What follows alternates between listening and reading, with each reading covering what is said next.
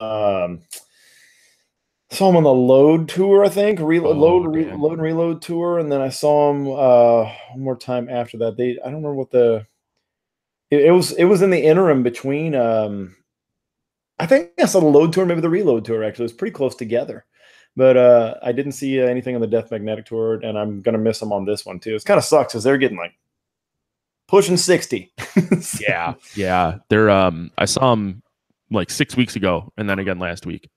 Yeah. They did like a month and a half in between Madison and Milwaukee, and it was cool. Like my dad went to this one, and even he was like, "Holy shit!" He goes, "They don't sound terrible." I know. Being almost 60. Like, yeah. Yeah, I mean, yeah, James is holding it together vocal wise for 60 or 55 years old. I got to give him that. And dude, honestly, Kirk looks fucking amazing. It's like everybody else it's getting rough, but you're like, Kirk is like, you look better than you did 10 years ago, bro. Yeah, with the exception of gray hair. Yeah, that's it. That's the only thing he's suffering. He's got weird like Hawaiian blood and stuff. He's like a demigod or something. I don't know. Just he is the Rock, but like not muscular. Right? Yeah, he is. He's like the basement dwelling Rock. I could see him as like a background, like a minor character in the new Aquaman movie. I could That'd be great. Like guard number 2, like the palace. It's like, hey Kirk. Hey, we went and saw the new Halloween last night, and the trailer for Aquaman was in it, and I'm like, what a fucking stupid looking movie. Does it look bad? Does it look dumb as shit? I think it looks terrible. There was the preview for that and Captain Marvel. And my wife was just like, there are just too many of these now. Like, there's just no way to keep track of. Aquaman looks really dumb, but I'm hoping maybe it'll be good because, you know, at least it's not trying to be serious like the last like few like Batman v Superman. Yeah. DC is just hamstringing themselves every time, man, with the dark and gritty. People just don't want fucking dark and gritty anymore. Yeah, no. Dark Knight was great, and we're good. We don't need any more. Yeah, we gritted it up right there. We don't need Dark Knight, but Flash. We don't maximum fucking grit. I was trying to think of like the highest grit sandpaper you could get, and then realize that I'm not a man and I don't know that. Yeah. Well, the lower the number, the higher the grit. So like a 120 would be very gritty. And 80 would be rough. 80 would be like the Dark Knight. No relation to Gritty from Philadelphia. Correct. I'm so mad the Islanders didn't come up with that first. I want to be a Gritty fan so much, but God, I fucking hate Philly. Even Philly hates Philly. I've never been there. I assume you've been there. Either of you? Yeah, I have. My brother played ball there for a few years, and I would hang out with him. It was a fun time. Oh, cool stuff. I've gone for the cheesesteak, so yeah, I've had real cheesesteak, and I've talked real football in a real cheesesteak spot with real Philly fans. Wait, how is Philadelphia real football? Well, I mean, I guess the football talk was real, not the football. I was like, you need to go to a place where they fry cheese curds and then put it on top of a brat and then put that in a pretzel bun. That's legit. That's Wisconsin. Yep. So, if you ever want to feel really bad about yourself and slow your blood down, come on up for a visit. It actually turns your blood into cheese curd, too. There's nothing wrong with that. If you leave here and you can still shit, you've done it wrong. You're not living this life. So let's talk about your Do Whatever podcast, since we're actually like recording and stuff now. Yeah, since we're on a podcast talking about another podcast. It's like that's my life. It's like in Hamlet. It's a play within a play. So this is podcast inception, basically. Yeah, exactly. After that, we're going to talk about Jack. So we're going to talk about a podcast and a podcast and a podcast. Nice. And then if I could talk about another podcast that I talked about on my podcast, yes, that'd be pretty good too. So yeah, we're like those Russian nesting dolls. Yep. with I'm also live this too on a mirror feed on Twitch. So recording this. Nice. Oh my God. No, not really, but that would be funny. I have a dry erase board I actually get to use right now to try and figure out how this is going to work. And then like publish it to WikiHow later for how to record a podcast. Like, wow, they really know what they're doing. And then like get it on Expert Village. Yeah, so Do Whatever podcast, man. That is my baby. That's my number one. That is, and I know my co-host for Camo and Hooks, my other podcast, it'd break his heart to hear me say it, but Do Whatever's mine. That's my it's actually a solo podcast, man. Which is, I will have guests, obviously, but the basis of the whole thing is a solo podcast, and the whole thing started with that. Like some of the podcasts that I really, really like the most are solo podcasts, and I just feel like you almost have to be out of your mind to think that you can do that and carry a podcast for an hour. It's really hard, and I like the challenge of it. So the Do Whatever podcast is, the title pretty much says it. It's basically following me down rabbit holes. Like, I'm a dude that has just always had the problem of wanting to try every single thing that I come across and like get into it. Like, I have a million hobbies. I've done a million different jobs. Anything I get into, it's not just enough that I like, oh, that looks neat, and then I walk away. It's like, I want to do it, and I want to try to get good at it. So this podcast, just instead of trying to say like, okay, let me focus on the subject that I'm good at or that I'm really into, because I've battled myself forever and ever. Like, what's that subject going to be? Is it going to be Highland Games? Is it going to be business? Is it going to be hunting and outdoors? What is it going to be? And I just realized, like, no, it's all that, because I'm not the only person in the world like that. I know this. Most of the interesting people that I've met in this world are people that, yeah, maybe they have like a deep interest in a love in one thing, but they also, most of the interesting and intelligent people that I've met have a wide variety of things that they get into, and they chase rabbit holes and they get obsessed with things. It's just the nature of the beast. When you're a kind of person that can be good at something, you feel like you want to try to be good at a lot of other things. And so I embrace that.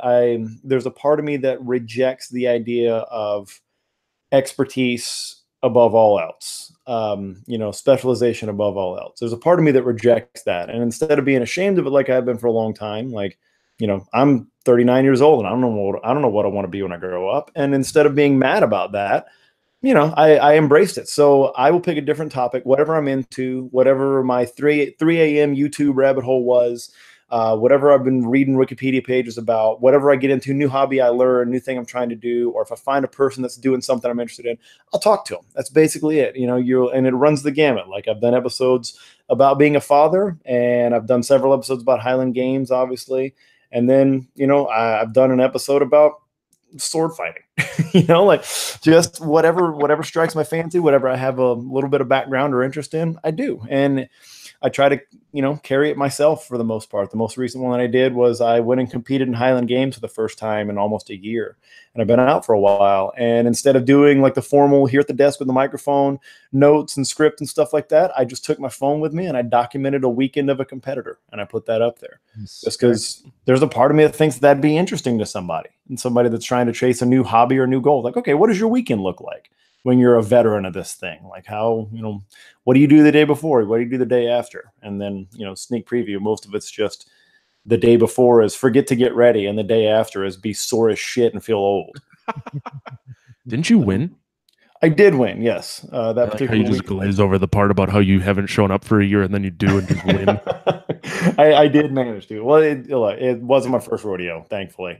I threw okay. I performed better than I thought I would. I hit some nice big round numbers, and it seemed fun. So, yeah, man. But that's a Do Whatever podcast. That is, obviously I got to do the thing where I say it's available everywhere. You can get podcasts. You can go to my YouTube channel too. But that's great. Yeah, that was the whole impetus, man. Like, I'm very inspired by guys like yourself that can carry a podcast and keep it going and continue to put content out. When, I know we all have the self-doubt in between episodes where we're like, what the fuck am I going to talk about? Dude, I literally was sitting around this afternoon. I'm like, why do I still do this? Like, I don't know what I'm going to do. And I got no plan. But when you 90 minutes ago, Erica's like, dude, I got the shit that came up. And I'm like, what am I going to do? I'm like, no offense, I only know you so well. So it's like, I didn't know if we could really do an hour-ish episode, which is you and I without some sort of weird, awkward gaps. Right. Or like one of us takes their shirt off and starts flexing. Well, I figure that's going to be minute 15, I think. All right. Now I feel like we have a challenge. And we can get it in before then.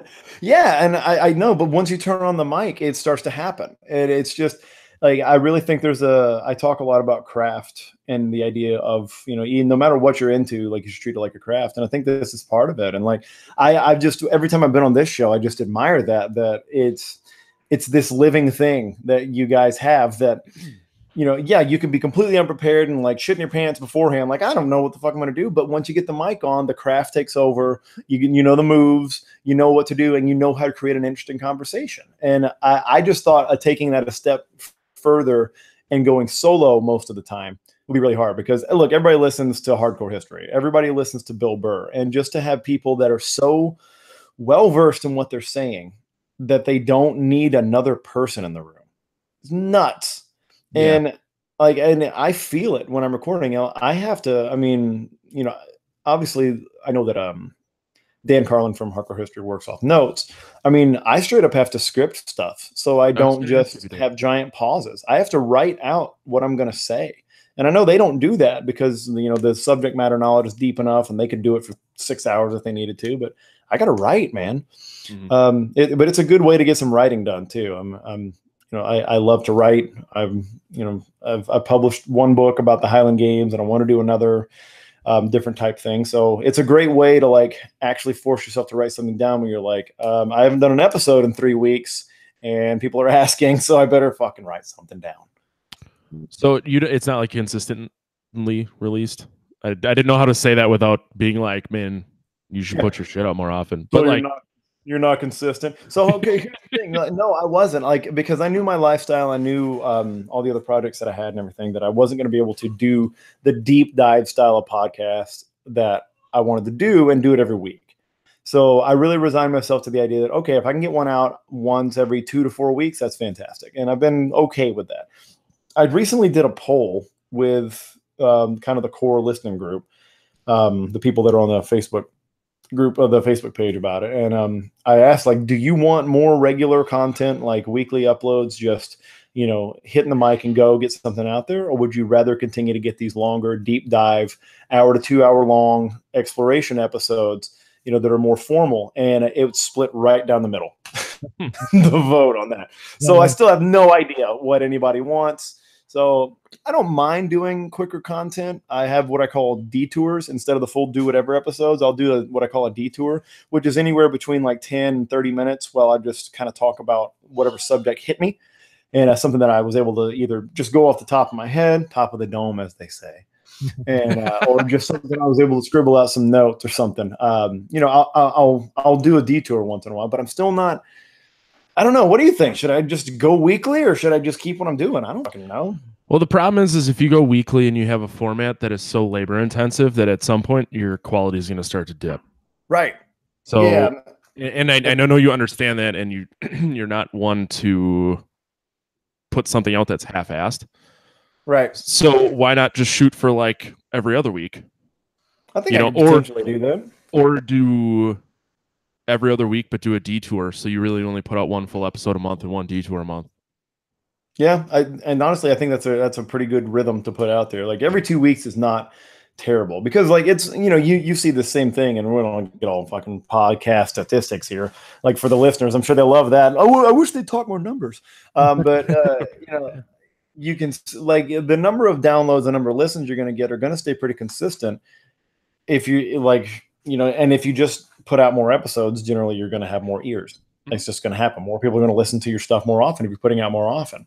But yeah, I'm in that same boat. Like I can't, like my business partner Matt Vincent, our friend Matt Vincent's podcast. Like this is an interview format, so he's always got that other person, like a new person that he can explore and have the conversation with. Matt could talk to the wall if he had to. Correct, and like he often does. Yeah.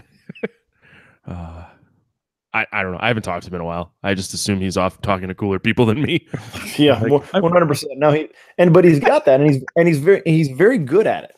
Like he's very good at the conversational style, and he can carry a conversation, but he can also prod people into it. He's learning the craft. That's been cool to watch with him too. Is like, this as well. Podcast hosting, there is an art to that. It's not just like have a cool conversation, because that's all well and good, but those can go completely off the rails and get awkward and not be interesting anymore. And getting somebody to talk about themselves is a real skill, especially when there's a microphone, if they're not somebody that's naturally good at it or something, but not seeming like that's the thing that I'm seeing Matt learn as he does the interview format, is that interview people without making it a Q&A. Yeah. That's a real skill. Yep, I think I did one episode where I actually wrote down questions, and it just was so uncomfortable. It's like stilted, right? It's weird. Yeah. Yeah. Well, it was the guy who did the Inside Psycho podcast.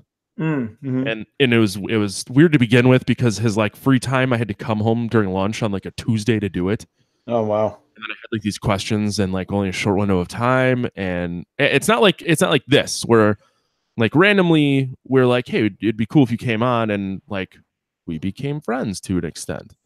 Yeah. So it's just a much different situation. So it's more business. A lot. It feels more business when it's somebody that's yes. Yeah, you're reaching. They're another audience, and they're branching out to you. It's weird. I totally agree with that. And like I've been lucky in that I have not had that experience of mine. Again, I'm not an interview format. I haven't had like, oh, here's a guy that I've never met in person or don't have anything common with, but it sounds like it'd be neat. That's gonna be fun. Is trying to hold a conversation with that person. But that's dude. That's literally how we got to this point. I started doing this podcast. And I messaged man on Facebook, and I'm like, hey, I do this thing where we talk about horror movies. Are you in? He's like, fuck yeah, I'm in. Yeah. And I just got really drunk with him on the internet, and like 3 years later, more podcasting have happened. And then he had me on, who's not really that into horror movies, which makes it all the more hilarious when we get together. Oh, absolutely. But you're not the only person that isn't really into horror movies that has been on. Yeah, I'm trying quickly. Oh, my buddy Brad from Minneapolis. We did Kiss Meets the Phantom of the Park. Huh. So, yeah, right.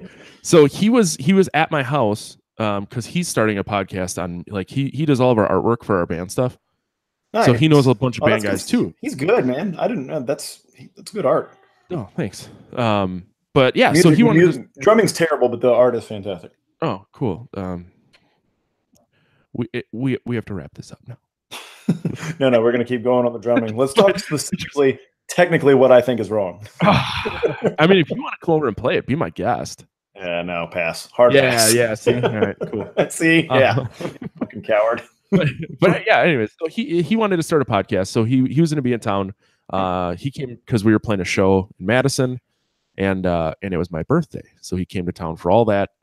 And I'm like, well, Friday we'll record an episode of my show, and then we'll do yours right after. So he does not watch horror movies at all. Like he listens to Taylor Swift.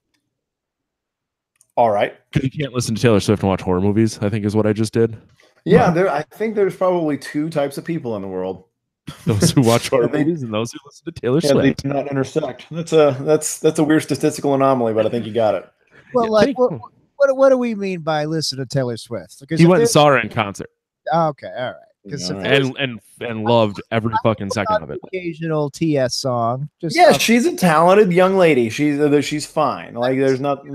But you know, if it's there, I don't care for it. But I'm not going to say she's not a good musician. Sure, and but you're not going to. Even if I like it, look, I got two little girls. I got a 6-year-old and a 2-year-old little girl and an older boy. But he's now rolling his eyes about Taylor Swift, even though secretly I think he likes Taylor Swift. But when he was 6, he like got a book from the library about like her life story or whatever. I was like, yeah, I'm sure you hate her, buddy. In the last 3 years, you turned the corner, and like he just knows that his friends will make fun of him now. But so I got 2 little girls. I know my T Swift, but it's just not something as a man you really want to stake your claim on. So it's either like, but at the same time, your buddy, fucking kudos to him if he just doesn't give a shit. Mm-mm.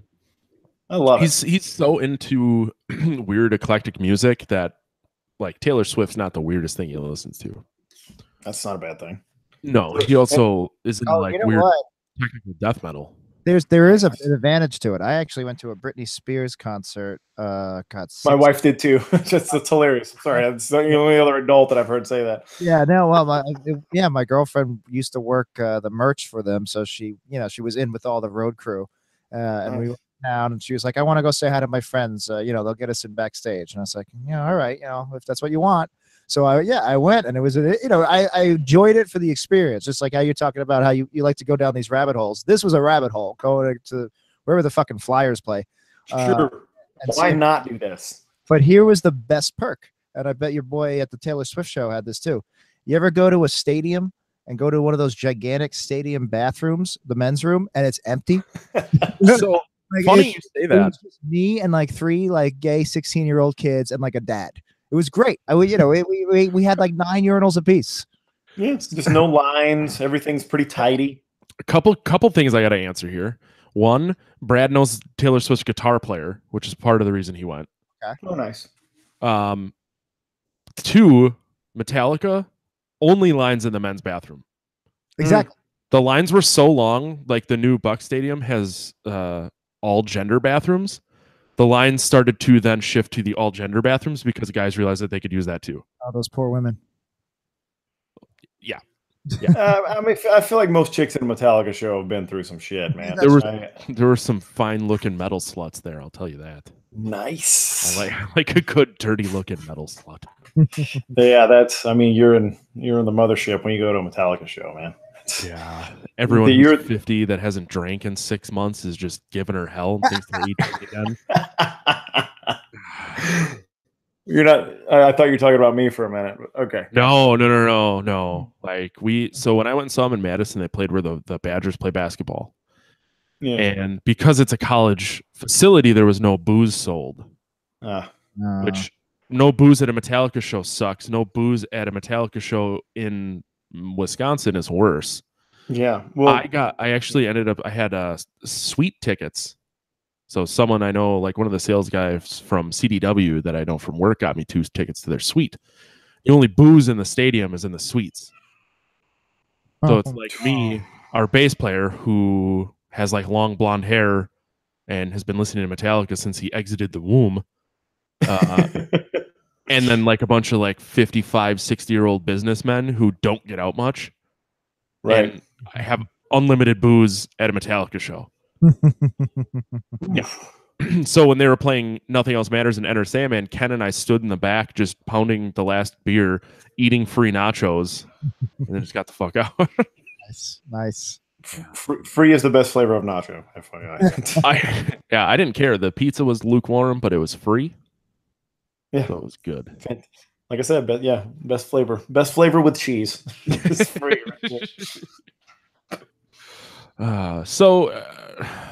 I like we talked about. I don't have any questions, but I want to talk more about your podcast. I admittedly have never listened to an episode, and I can't say sorry because I know you've never listened to an episode of mine other than the ones you're on. That's actually untrue. So how do you feel now? I feel like I can't say I've listened. I will admit I haven't listened to an entire episode, but I can't remember the last time I listened to an entire episode of anything since I had children. So it's not like you're unique in that regard. It's but since the subject matter doesn't really appeal to you, like it doesn't. I'm not offended that you wouldn't. Yeah, really you appeal. You appeal to me. So yeah, well, I like to creep it up a little bit, but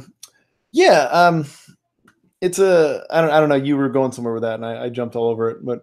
I don't remember because now I'm searching for your podcast so I can listen to it. So I can't say I've never listened to it before. We could just turn on an episode of mine and just listen to it all together. That's fine.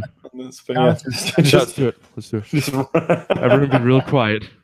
Everyone, shh. We can live tweet an episode of your podcast on mine. Real meta. Now I love it. It was 2 hours and they only tweeted 3 times. Yeah, it was real slow. I'm real bad at like live tweeting or like general doing Twitter. I'm pretty bad at. I've never tried to live tweet anything. I imagine that is labor intensive. I get into what I'm doing too much or watching, and I'm like, oh yeah, here are my snarky thoughts. Well, that's the thing. Like, I know Jack has done it, but Jack's a funnier human being than I am. Very rarely. I did it for the debates. I don't remember really doing it for much else. I tried to do it for the Super Bowl one year, and it's distracting. You lose track of the game. Yeah. Well, and I feel like it is unless you're a professional comedian, it's really hard to continue to create good content throughout without just getting hacky. Yeah. I once saw City and Color, which I guess you can make fun of me for seeing that because that's like sad kid music. But he, during one song, requested everyone put their phone away because he says, I don't want you to spend so much time trying to remember by taking a video that you forget to experience it while it's happening. Yeah, that's fair. I feel like if you're live tweeting something, that's exactly what you're doing. You're paying so much attention to remember it by live tweeting it that you're forgetting to experience it. Sure. And I think the best way to live tweet, if you're going to do that, is watch something you don't really give a shit about. Like, just admit that you care more about the tweeting and the creating content and getting followers from that, and that you don't give a shit about the thing. Like, if I live tweeted the Golden Globes, I wouldn't feel like I missed a fucking thing because I don't care about the Golden Globes. Right. Like, but it'd be fun. It'd be fun to tweet and be a smart ass for a while. You know how narcissistic I am. When we started talking about Twitter, I started pulling up my own Twitter account and looking And like, I'm have still I just over here trying to decide which one of your podcast episodes I want to listen to. Nice. Yeah, I'm looking for my snarkiest tweets, and I'm gonna laugh to myself over here while I read my. I went with episode 7 with Spencer because he was my new hero ever since I watched him try to break the world record with Arnold taking a selfie of it. Oh yeah, now Spencer's a fucking savage, man. That is a large, strong redneck. I had a picture of Arnold taking a selfie of Spencer. I remember that. Yep. It was a good time. No, that was an extremely cool day, man. That was fuck yeah, it was. And I'm just some asshole that ate too many CBD gummies and was trying to stay awake in the stands. Nice. I just saw somebody posted a picture. So I forget who on my feed, but I think it's local. A cafe, add CBD oil to your latte plus $4. $4. CBD oil. Well, he is in Brooklyn. In your $4. Isn't that crazy? I mean, I guess if you really want to, we should talk about the milligram and how much they're putting in there. Yeah, that's a great point. Oh, I'm sure they're not ripping you off at all. Well, even if it is, what is a 1,000 milligram per bottle, and it's one full milligram, that's $100 bottle, and you get 30. Yeah, even if it's the strongest dosage, it's so fucking you 2 ways from Sunday. They're putting grass water in your coffee, and I use the shit. Yeah, doesn't mean it tastes good. It doesn't. Yeah. It may do some stuff, but I don't like it. Oh God, no! I'm taking the oil now, but I tried gummies before for sleep, and I don't know. Anything? They're working. It's hard to say. Like, I fucked my shoulder up benching not that long ago, and I feel like I recovered pretty quickly. Like last Thursday, I could not physically lift my own left arm. I had to use my other hand to do it. It hurt so bad. And we played a show Friday night, and I was fine. And like, there's no way I would have been able to swing a drumstick otherwise. It's like a miracle drug. It really is. But I also like stretched and I have like cream. It's like Ben Gay, but with CBD in it that I used too.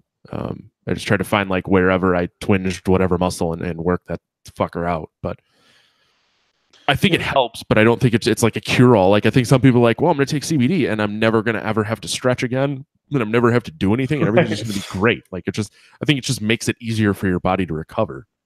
You know, and for all the hippy dippy fitness shit that I'm into, I've actually not dabbled in a CBD oil at all. I was just going to ask if you had or not. I haven't. It's an expensive trial run. Because I mean, the cheapest is like $50 for a month's worth. So does it work if you take it regularly, or is it like where you can pop 1 or 2 and it's your first time and it's going to kick in, or is it more of a slow burn kind of thing? I think it depends. Depends on what you want to use it for. So originally, I got the CBD gummies, which were made for anxiety and sleep. Yeah, that's what I was thinking of trying. Yeah, so I think you have to get like a higher concentration. Now I'm taking oil more for like the inflammation and the muscle benefits. Okay. God forbid I could use that everywhere. Do they have a variety of it that's optimized for fighting middle schoolers? Yeah, it tastes like sweet tarts. Yeah. Okay. Just curiosity. I mean, not for me, but if somebody had an ongoing grudge. Yeah, if somebody had an ongoing problem with a bunch of middle schoolers that were being a dick to them. What the fuck? 2 blocks from my house. Then, like, I'm wondering if there'd be a CBD oil that would make me better. Now I'm wondering if them better. I mean, it's Halloween time. You got pumpkins out front that keep getting smashed. Allegedly. Allegedly. I mean, I'm starting to think that this is a real story. Like, something real is happening with some middle schoolers in you. Well, let me stop you right there, Matt Stein. Don't ever think that about anything I ever say. So all those nice things you said about how we were friends was just a farce? Well, yeah. Well, yeah. It's complicated, Matthew. So it makes more sense now why it takes you 4 days to respond when I text you. That's true. I am pretty much the damn worst. No, I assume you're busy. You're a busy guy. You assume that, but you also need to assume that I am the worst when it comes to replying, because I have the I'm looking at it as like, okay, I got that in my mind. I'll deal with that in just a minute. And then just a minute turns into 4 days. Yeah, 37 things happen. Yes. But so you have children, and you co-run a business. You have things that it makes sense that sometimes it slips your mind. Like I have a buddy who has no kids. He's the program director for a radio station, and it will take him weeks to respond. Like he doesn't have a reason. Like something didn't just pop up and he's like, well, I have to deal with this. And then all of a sudden it's 4 days later. Like he looks at it and just ignores it. Yes, that is. I have friends very much on the same space. I'm like, what is it that's pulling you away and distracting you for an entire evening? Like, I know what you do, man. Yeah. Like I've witnessed it in person. Yeah. it's not stress inducing. Like yeah, our bass player, Ken, very, very good friend of mine, but he's single and has a cat. Doesn't like leave his house much. He's a self-diagnosed homebody. Let's put it that way.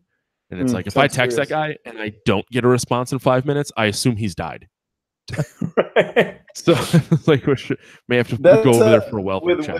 With Matt Vincent, that's kind of the way he's like a super responder. I don't know if you ever noticed that with him. He's like a super responder. He responds if he doesn't quickly. The second you send it, like there's like the 3 dots. Like, and then he's typing. Like, if he doesn't respond at least something quickly, I'm like, well, fuck, what's wrong? Like, I'm like a worried mommy. I'm like, oh, he's not responding to me. Yeah, I've noticed that, and him and I even talked about it. He said it's the sales guy in him. You know, it's just you always got to be on top of your game, and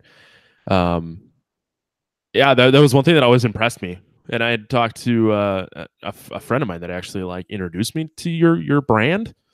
Yeah. So when Matt and I started talking, I'm like, it's so weird, like. He responds so quickly all the time, and he has so much shit going on. Like, it blows my fucking mind. Right, but at the same time, like it's kind of funny because we talk about it as a very positive quality. But I've spent a lot of time with Matt, and he's staring at his phone the whole time. Drive to do that is also a source of stress. Mm-hmm. Like it's also like there are times when it probably he would be better off. And he knows is like that's not important, and that can wait. That email can wait. Like it's not a big deal, but like the ticking clock in his head makes him feel so stressed that he has to do it, and it breaks him out of the moment what he's doing and all that stuff. So it's like a double-edged sword, the connectivity thing. And like I'm like every other person of this generation now, like that didn't grow up with it but now has it. Where I'm trying to figure out the balance between like how connected can I be. I've recently gotten pretty good at taking like hours at a time to put the fucking phone away and not do anything. Like it's hard. I know you don't have an iPhone, but the new iPhone update tells you how much time you look at your phone every day. Oh, Jesus. And it's fucking terrifying. But at first I was like, oh my God, it's so bad. But then I thought about it, and it's like, if my phone screen is on and I'm using it as a GPS, it counts. That's true. Yeah. Shortly after I updated it's not like you're browsing Reddit in that time. No. And it'll tell you, it'll say like, you spent this much time on Facebook. It's like you can set like limits and shit, which is kind of nice. But Twitter is my number one by far. Like when I look at it, it's like 70% of my screen time is Twitter. The rest is like texting, and then it's just. It's Instagram for me, man. That's where we primarily. That's our workspace. Which it makes sense for you. Yeah, but usually just Twitter's been taking an uptake for me lately because I've had a lot more smart ass things to say. Pretty much, I just treat Twitter as like a joke repository. It's like, I said a funny thing one time. I'm going to write it down on Twitter so I can prove to my kids in 10 years that I said something funny. I kind of like. I personally am starting to like Instagram more because it's like I don't have to follow. Like someone can follow me. I don't have to follow them back. Yes, there isn't like that like need to feel like you're connected with someone. Mm-hmm. Like I try and keep Facebook only to like friends or like people that I personally know. And that fucking spun out of control because everyone and their mother who saw I play in a band that's from a band in Wisconsin is like, I'm going to be friends with that guy. And I can't not friend him because if I don't, then they're going to be like, that dude's a dick. Like there's like a social consequence to it. Yeah, no, I know exactly what you mean. Like I got to the point a couple of years ago where I don't use Facebook for anything other than work now. It just got to the point where it overwhelmed me, and it was lo and behold, it was right in the middle of the 2016 election season or whatever. I was like, that's good. I'm good. Yeah. I'm just gonna pass. I don't like that you can't manage a page without a personal Facebook page. Yeah, I think that's bullshit too. Like if I could not have the personal Facebook page and just do all my brands and stuff and the podcasts, that'd be great. Yeah, Yeah, Lo my and wife tried to behold. get rid of it, but she couldn't do the animal stuff without it. And I'm like, well, I can't get rid of it because no one's going to do our band shit then. And, you know, these fucking gold records aren't going to write and produce themselves. Right. I mean, yeah. If you want to be wearing gold-plated diapers. Wait, you're not supposed to know that I poop myself. You send me literally a text every day at 6 p.m. saying, "Hey, Mike, I did it again. Whoopsies." Like, I don't understand how I'm not supposed to know. Fucking I guess maybe I didn't understand the nature of the relationship with the pooping the pants thing. send Mike Beech a text at 6 p.m. tomorrow about pooping pants. No, yes. I That- did it again. Make sure that- Whoopsies. Oh, damn it. It's daily. I think it may have actually already sent that. Oh, yeah. I just wanted a reminder to text you tomorrow at 6 p.m. to tell you that I shit my pants. I have my phone on. Let's see if it buzzes. Oh no, it looks like it didn't send. Beatmaster said that we should get a diaper sponsor. Funny thing, my wife works for a company that makes Depends. So if she's gonna listen to this one, please hook up the Depends sponsor. Yeah, shit. I mean, I'll take any kind of sponsor. That's fine. I'm trying to get a How beer long sponsor depends for on- this. Be good, man. Well, I got right now. yeah, Are I you made drinking some right now. yeah, I made some friends at Drecker Brewing in Fargo, North Dakota. Nice. All their cans are super fucking metal. So this beer's called Thor is my co-pilot. I love it. That's good. This is numbered. I actually had one. How do they not have one called Ragna Hops? Shit. I have another one that's something similar, but I'm gonna tell him right now. I had a beer called Leather first, and I was gonna make a comment about being a leather daddy. Nice. Their IPA is called Ectogasm, and their double is called Multiple Ectogasms. Yeah, because there's more than one. Shut up, dick. Jack, what was your idea? Ragna hops. Yeah. All right. Quality podcasting here. I'm just giving you just the worst puns. Or they could do just call it Ragnarok, but make it like a copy of the Rolling Rock style label. There might be a cease and desist involved there. Yeah, but I mean, you'll get a few case equivalents out before that's a problem. That's a really good point. There's a brewery in Pennsylvania, I think, called The Answer. They did like a full line of glassware that's all like Nintendo stuff. So, and the shit sells for a mint. I have a glass set. It's two guys from Double Dragon doing like the jump kicks, and they're kicking the Bobos or whatever their names were. Yeah. But instead of their big ass head, it's a big hop. Yeah. And then there's one of Link, and instead of holding a Triforce, he's holding a hop. Nice. The one that I really want is Mike Tyson's Punch Out. You can get Glass Joe or Mike Tyson, and instead of spit, it's hops coming out of their mouth. But the cheapest I've seen them is like $80 a glass. I imagine those are only going to get more pricey. Which is so stupid. It's like just something to drink your beer out of. But it's a collector's item, man. It's It like really is. it's like Beanie Babies. It's only going to go up in value. I almost started looking up Beanie Baby prices because I think I might still have some. Nice. They've reemerged as Beanie Boos now. This is the thing. All the little kids are into Beanie Boos now. They're these like little stuffy things. They're like this big, but they have big giant eyes. And the same company as Ty, man. It's the same company. Yeah, frightening, right? Yeah. Do you know what probably happened is someone had a Beanie Baby and did too much acid, and then this is where a Beanie Boo came from. I think we should do it like this, man. They need to see into you. Okay, all right, Winston, fucking calm down. I'm looking at this big ass unicorn that's a bunch of colors, and its eyes are just all fucking big. Yeah, it's fucking anime as shit too. Well, anime is like the hotness right now, I think. I'd imagine it is. These Big things guys, aren't that big guys are in right now. Did you see the trailer for that for the new Robert Rodriguez film? Mm-mm. Alita Battle Angel and James. Oh yeah, I did see that, and she's like a robot, right? And she's got like big giant eyes. Yeah. Well, and they're trying to make her look mostly human except for the eyes. So it's very a live action. Yeah. Yeah, so it's weird. It's weird. I don't know.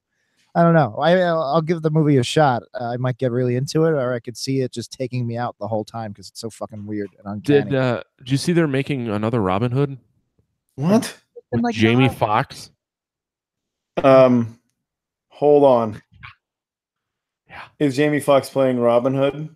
No, Jamie. Let's see here. Robin. Is he playing as Ian Moore? The Morgan Freeman character, the Dave Chappelle from Men in It's coming out Tights. in 2018. Oh, it doesn't have a. Jamie Foxx is Little John. Oh, Okay. So keep in mind, once again, trailer before Halloween. We watched the entire fucking trailer, and I just thought it was a thief movie. And at the end, he said, like, you're no longer Robin Men, you're Robin Hood. oh boy, And that's rough. there's just too many Robin Hood movies. There was one that cost like $200 million that was out like a few years ago with Russell Crowe, right? Russell Crowe. Yeah, that Mhm. who's gonna remember that movie? Yeah, I remember I it forgot because it existed until right now. because it was terrible. Is why I remember it. I remember being so bad. Is why it stuck out. There should be one per generation, like one every 20 years. Every generation gets their Robin Hood. Yeah, like I feel like I grew up in a blessed time because we had Kevin Costner as Robin Hood. Just, I mean, what a masterpiece, right? Alan But then in that same era, we got Robin Hood Men in Tights with Carrie Elways, who in my mind, I'm sorry, Carrie Elways is my Robin Hood. he's the who was the guy who played Robin Hood in the 30s? Errol Flynn. Errol Flynn, he's the modern day Errol Flynn. Carrie Elways, like that's my Robin Hood. I'm sorry, that's if there's a hill to die on, that's mine right there. It always blew my mind that he came back and was in Saw. Yeah. And was very good in Saw. Yeah, that's right. Oh my God, I forgot that. Yeah. He's a good actor, man. I like him a lot. He was the stepdad in Liar Liar. He played just an American princess. Yeah. I mean, obviously Princess Bride, which we're about to show to our 9-year-old. We're about to introduce him. Oh, nice. That, which why did you wait so long? No, that's a good age. I don't know, man. There is a curse word and some themes in it, but he gets it. Like he's fine now. Like, I obviously do not have children, and I'm still pretty much a child myself. So Right. I wasn't questioning your parenting. I was just curious.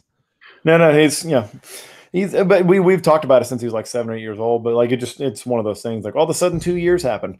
But we're starting to put together this sort of like list of like movies from our generation that they need to see. Nice. And we're starting to get into that, and that's one of them. I think the Back to the Future trilogy is a really important one. I think that's like, you could stop after 2. Yeah, it's true. You really could. Honestly, you get the idea. And then like Princess Bride is obviously on there. Here's what I'd be interested in. Let's make it topical. What horror movies should from our generation, which I assume we're all in the same neighborhood. Like what should be on that list to show to your kids as they get almost to handle the intensity of it?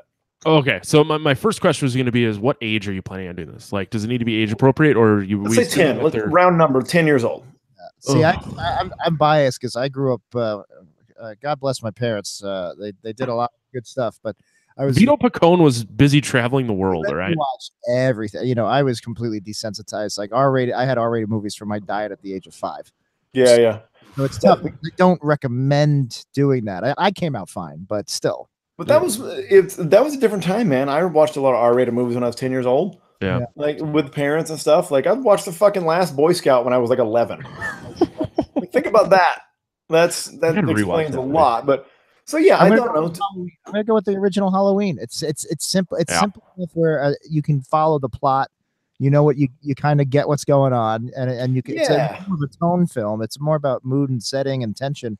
I think that might be better than all in your face, intense Suspiria kind of thing.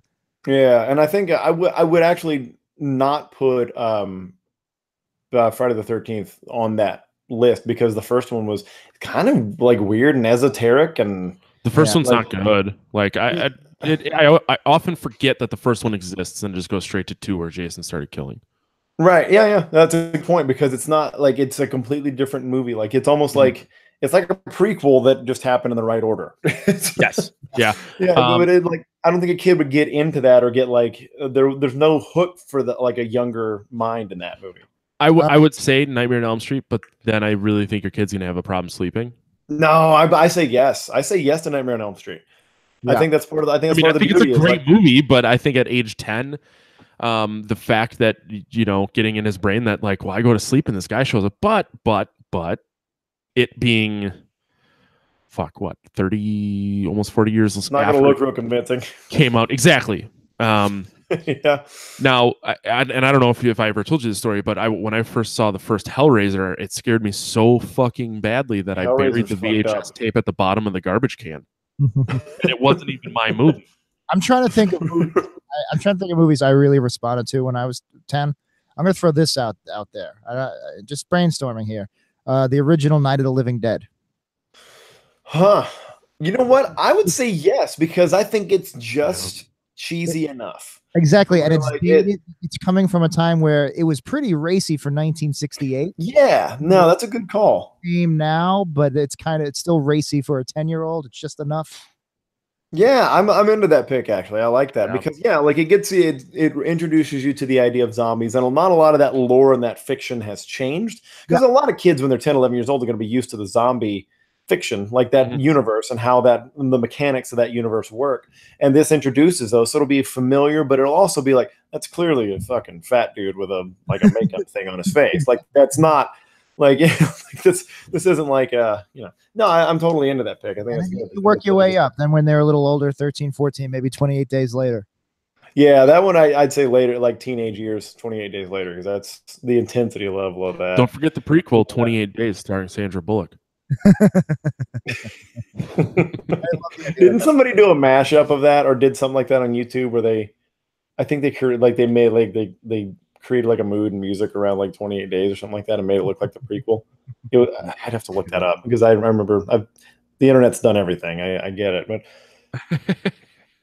God, I'm trying to remember what else. I mean, this is an odd generation, but the new It might be a good movie for a 10-year-old because they're 10. The original It. The original It might not be bad though. I like the original It a lot. I think I saw that around that age. Yeah, it's so corny though. Yeah, my mom was a huge Stephen King fan, still is. So I grew up like Tommyknockers, It, Langoliers. Yep. I didn't see The Stand till I was older, but that's probably because it's 6 hours long. The Stand was what got me in, and then Tommyknockers, Langoliers. Yeah. The Steven Weber version of The Shining. What if we did one of the greatest movies of all time, but again with the guy from Wings?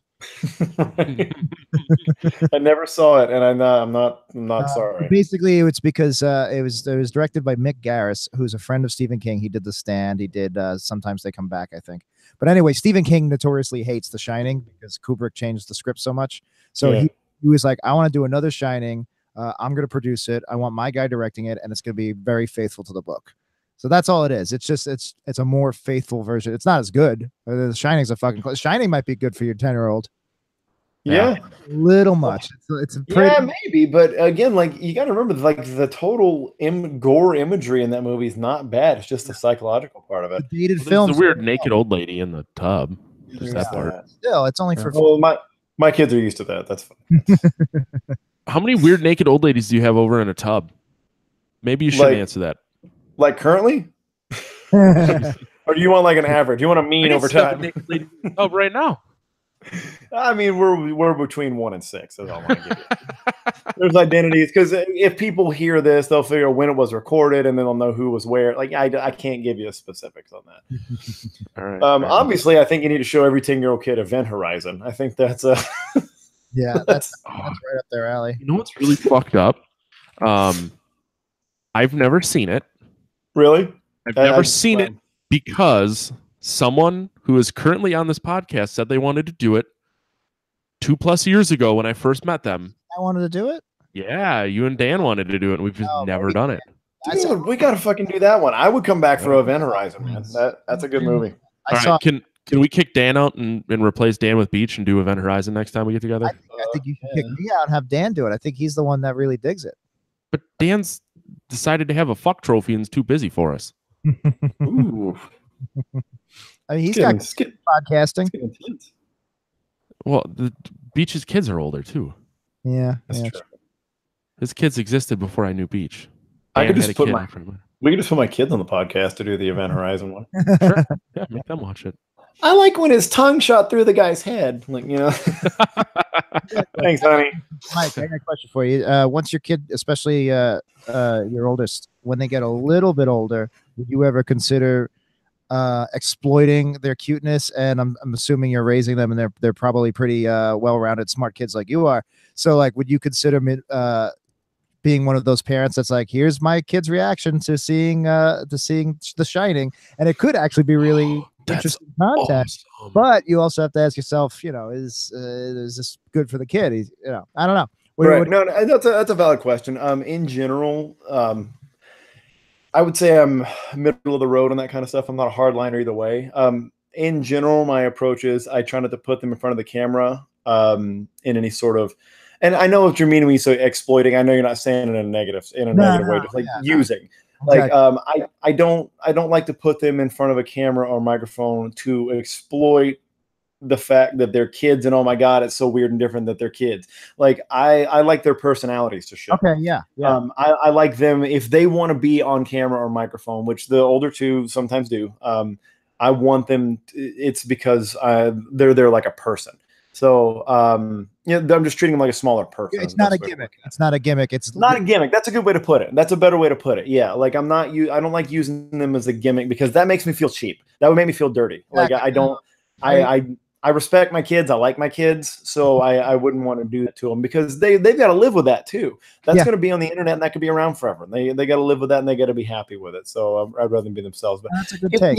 I would say this though. My son, he's 9 and he's talking about wanting to do a game streaming channel and stuff like that because the poor kid. I feel bad. We're these old school annoying parents that are they only play video games on the weekend and they don't have that much exposure. Wrong with that. I don't feel there is either. I know I get there's going to be friction with him as he gets older and his friends. He's got friends who can play all the time. But our singer's son. I'm sorry to interrupt you, but our singer's son is 15, so he's at that age. Yeah. So I see, and I hear stuff from Nate all the time about how his son reacts to certain situations and his grades slip, so he took shit away, and the kid, he was a very 15-year-old boy about it, but. So, and he's the same way. He says, once you do very little I ask of you, you can fucking play video games all you want. Sure. Do what you're asked first. And so I as someone without a parent, or someone without children, this probably has no weight in your world. But I think what you're doing is great. Yeah, because it seems like common sense, right? It just feels like common sense. And I've seen the consequences of kids that are allowed to play whenever they want to. Yeah. I've been alive long enough to know those kids as adults, and I see them now when I know their parents and all that kind of stuff. And it's just not for me, man. But he and his buddies, they talk about they want to do a YouTube streaming channel. They want to stream themselves playing Fortnite like every fucking 9-year-old on the planet wants to right now. And Jack and I with PlayerUnknown.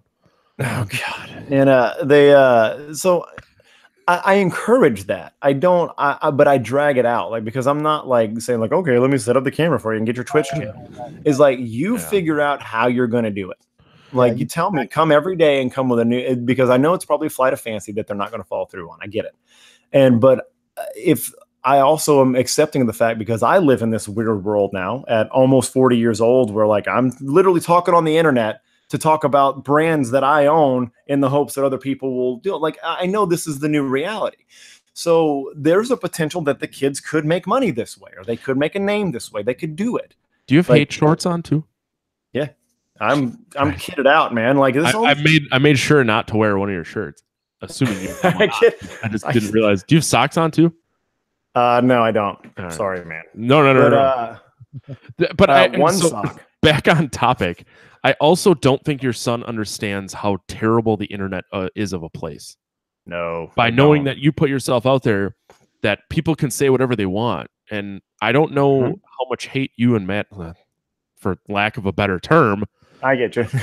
Yeah, I don't know how shitty people have been to you guys. I feel refreshingly little. Refreshingly little. And granted, we have a much smaller fan base than you, but we've still had people say some pretty mean and rough shit to us.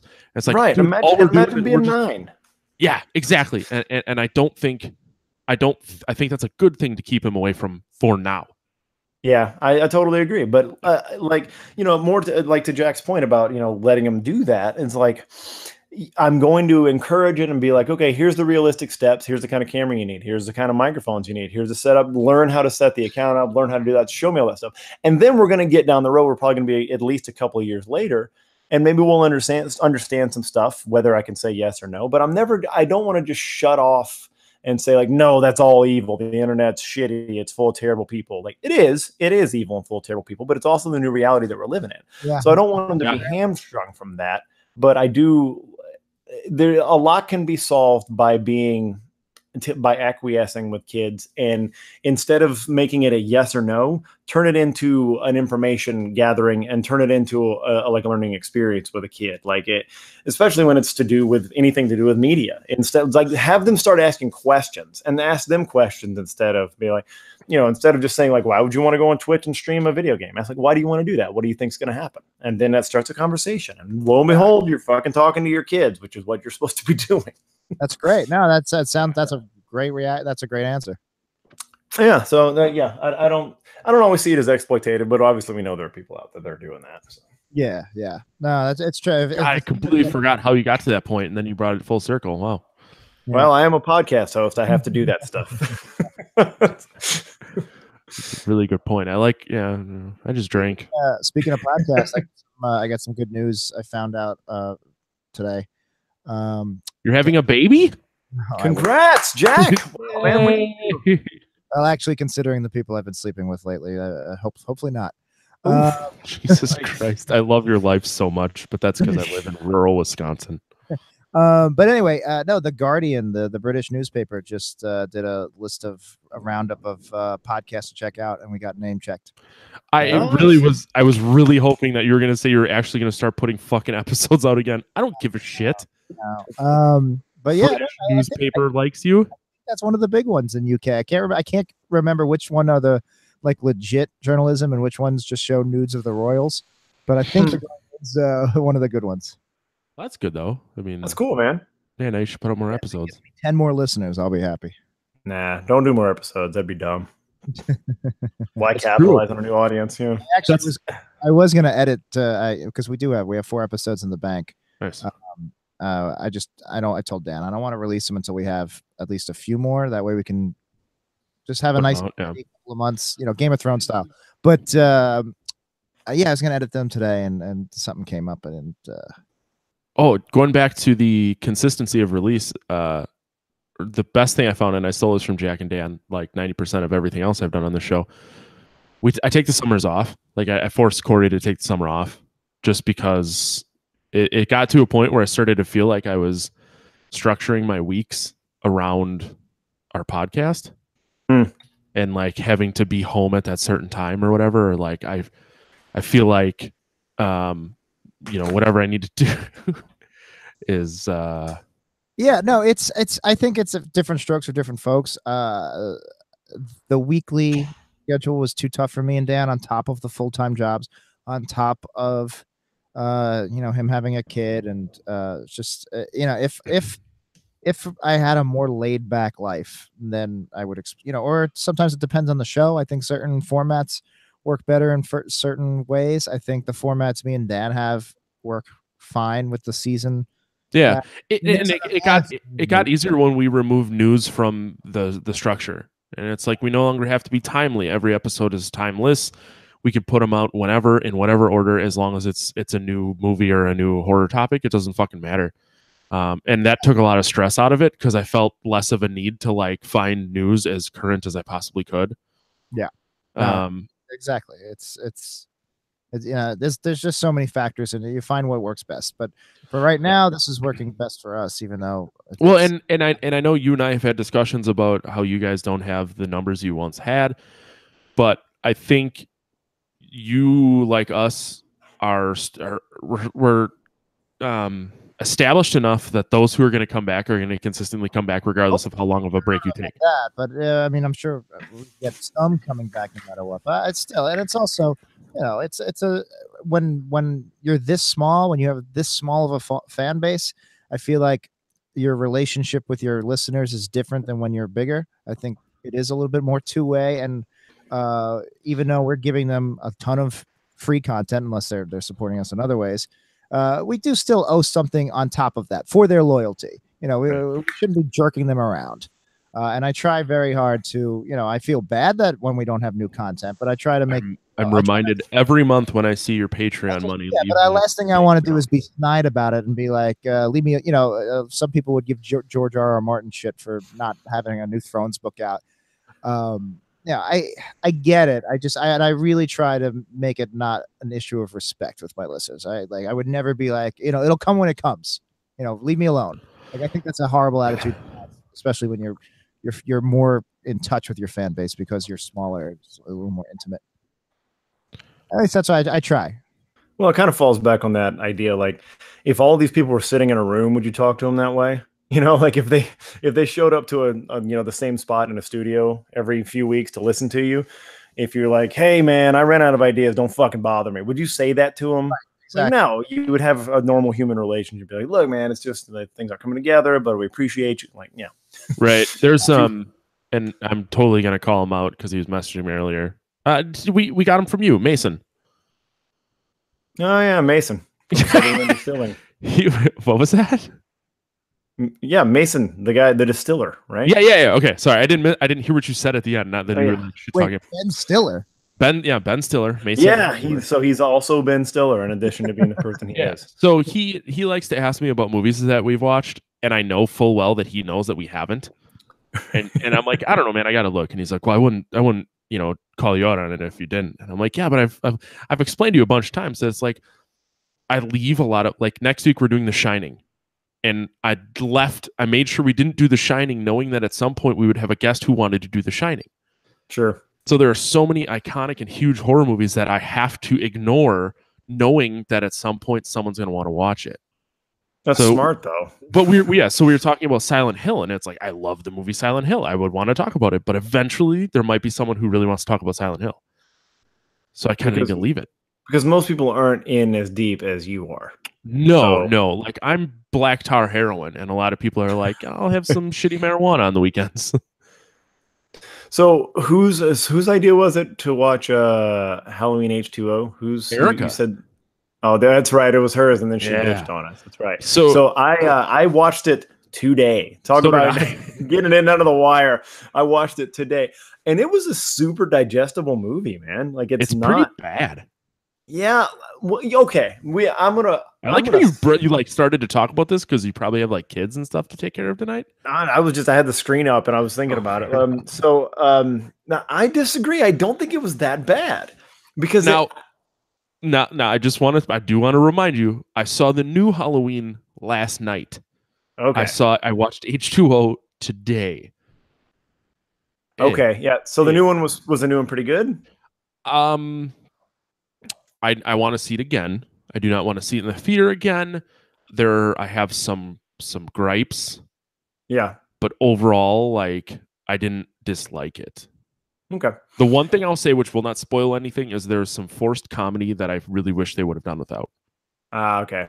That tends to be a theme. Like, either it's done well or it sticks out like a sore thumb in any kind of movie. That's a lot of people's gripe with the new Star Wars too. Is like, among other things, one of the big gripes is like, just stop. Every note doesn't have to end on a joke. Yep. Like, it doesn't have to every time. Like, it's just cheap thrills. So okay, I did not think it was that bad. Now the reason that I say that is I really was looking at this in context. I guess like I tend to try to do that. And then maybe that goes back to like the kind of research that I do for podcasting too. It's like I looked at this like this is a Halloween movie that was happening in the time that Scream and I Know What You Did Last Summer were killing. They were killing in this time period. So I think you got a lot of borrowed moves. I think they borrowed a lot of moves. I think they borrowed a lot of looks. I think they borrowed a lot of feel from those movies. Like the movie was small, and like even though it has this big history and everything like that, it's really like very, very focused on a small number of characters. Like it's if you notice, like it's like what do you have? Like, and you have Carrie, and you have her son. You have the love interest, the guy from the school, and you have LL Cool J, and then you have the son's girlfriend, like a couple of other tertiary kills or whatever that happen. Yeah. But like really, it's super small. Like, and it happens in a geographically really small spot. Like it's like they play small ball with the movie, which I think Scream did really, really well. Like they just like, here's your tiny cast, here's the people that matter, let's go. Let's get things introduced. So I thought they did that really well. And I thought maybe just what I liked about it. And you got to remember, I'm carrying around a phone watching this, but I thought the pace was pretty good. And I thought that I think the thing that I liked the best is that while not being like groundbreaking in any way, shape, or form, I think I'll agree on that. Nothing was groundbreaking about this movie. It wasn't like it's particularly subversive where it didn't like subvert your expectations, but it was efficient in a not bad way. It was efficient in that like, we finally get to like this coda, whatever you want to call it, of like this PTSD that she's going through, that Carrie's going through in this, or Lori. She goes by Lori in this. I don't remember like which one is which. She's had a yeah. So but it's like she goes through this, and finally you get to this like crescendo moment where she's like able to be with her new lover and tell her real story and talk about her trauma and everything like that. And then right then we start the action. Right there we go. Like, it's not like she does this big reveal and then it drags and it builds back into Michael's chasing her. It's like, hey, here's the shit that's going on with me and why I'm all fucked up. And then boom, here he comes. It's a super quick moving movie, which I really do appreciate. Yeah, I liked that part of it because I don't feel like the story needed to be retold. So I guess I liked it, but I'm not going to call it high art. There's nothing. Yeah, maybe it's just a different definition of what's good. But like, if I'm going to that movie theater to watch a slasher flick, I think it hits all the notes properly and does it super efficiently. I think it does it well. Yeah. It's even the settings are similar to Screams, like the forest kind of rural, and there's a school, like a university school or whatever, or middle class teens, and I think it's also a very 90s movie. It's very of its time, not just because Scream pretty much changed horror for 5-10 years, or at least the slasher films, but it has that late 90s vibe where if you watch movies from 94, 95 on. They were becoming much more modern. Digital editing was taking over, and there was the films were cut a little bit quicker, and everything was a little sharper. Color correction was coming in. There was some basic post-Jurassic Park CGI, and they kind of got more self-serious. And up until The Matrix, and then The Matrix obviously blew everything away, and now everything is a $200 million movie. But from like 94 to The Matrix, you have these bigger budgeted movies that didn't quite exist in the 80s, like Con Air, Con Air to Airport, which was, those two movies are closer together in time than Con Air is to now, but modern sensibilities are still more 98 than 98 was to 78. So I think even if you look at Jamie Lee Curtis, she looks like a 40-year-old woman in the 90s. She looks like yeah, she looks very matronly. Exactly. Yeah. So I don't know. It's almost like the Alien Resurrection of the genre. Alien Resurrection, same thing. It was a very well done, well executed movie, but there's like a ceiling there because it never, like you said, it doesn't quite go to high art. It's just functional Hollywood 90s. Everything was kind of more action based back then. That's true. Your political thrillers were more action based. It was a weird time it was an interesting, basically The Matrix and then the superhero movies kind of changed blockbuster filmmaking. But back then for that time period, that was when you had R-rated movies like Lethal Weapon 4 and Die Hard with a Vengeance at the top of the box office. Now it's all PG-13 franchise. Well, I mean, those are franchises too, but those were adult movies. Sure. Those were adult movies you're taking your kids to. Now it's your kids are dragging the parents. Come on, we gotta go see Avengers. Mm-hmm. So Matt, we've spoken our first piece there. What was your beef with it? I think it was cheesy looking, but it's cheesy looking now, not necessarily cheesy looking in 1998. Because our sensibilities have gotten more modern. Yes. So but I will also just interject, and I'll give you that the violence was not particularly compelling or shocking. Like, it was a little cheesy. The kills and the violence were a little cheeseball. So while you guys were talking, because the first thing I noticed was that there were eyebrows on the mask. So I had to go and look, and I didn't realize that there were eyebrows on the mask in some fashion for the majority of the movies. I think only one was the only one that didn't have it. Huh. Which I thought stood out. At least it wasn't a unibrow. That could have been True. distracting. Yeah, they kept him plucked. That's good. That's in now, but Greek Michael Myers. yeah. Some of the acting was stupid. I didn't care for like the love portion, you know, the love aspect of Laurie Strode and the teacher. Like He bites it, right? It's been a while since I've seen it. Yeah. Yeah. Right. And probably the best death, I'd say, he had, because it had the most like visceral value to it. Yeah, Like and he it's gets emotional. stabbed and lifted up, and the feet do the salmon Yeah. shake. Like Yeah. I feel like that was the like for like not shock value, but like I don't know, pound for pound best kill in the film. I think. And I it raised also the stakes. I think you needed that romance in the movie to really made it all like, God, she can't catch a fucking break. Her boyfriend's dead. Now she's got to protect her son at all costs. Yeah, and then it did a little instant movie karma because he just thought he'd killed LL Cool J. Yeah. By the way, LL Cool J, this is one of at least 4 or 5 movies where he gets hurt but survives. He's always getting shot or stabbed. Yeah, he gets it in his contract. He will not be the token black dead guy. He, what is it? The Toys, he gets shot with Robin Williams. yeah. He gets dragged around by the shark and he still lives. that's right. There's a Rennie Harlan movie called Mine Hunters where it's another, everybody gets picked off one by one and he gets picked off. But then after the final girl saves the day, he shows up. He's like, it's good. It's just my flesh wound. Well, so there were 2 funny, really, really funny parts in my opinion with LL Cool J. Is when he's kind of first introduced and he's reading his sex novel to his girlfriend, was good. and he refers to a woman's cans as melons. Yes, which obviously we all know they're called cans. Well, I know. I was like, I had to melons, say melons when Please make a podcast of terror t-shirt that just says the cans are the melons. What was Eric actually had a shirt idea, and it was something about, I don't know, something dumb I said. But great story, Matt. Jack, did you see that the on Beech? I think you already saw us because we both follow him on Instagram. But the Black Beast has a shirt that says "My nuts was hot." Yes, my balls was hot. My balls was hot. That's what it was. Yeah. Capitalize on God, that. yes. Yeah. There was like some picture of him like eating Parmesan chips wearing "My balls was hot" shirt. I see.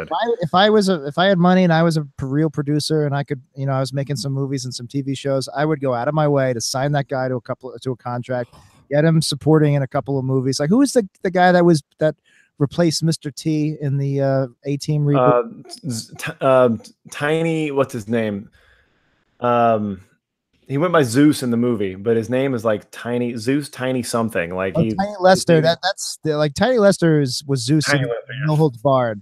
Is that okay? He's a good example too. But wait.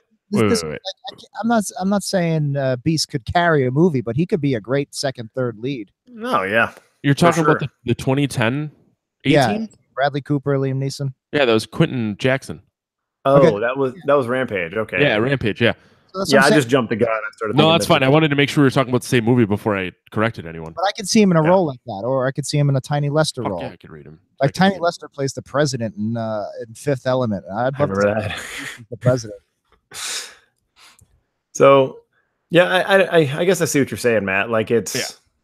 I forgot Josh Hartnett was in this movie, and this is apparently the second movie he's starred in. But he's so fucking terrible of an actor.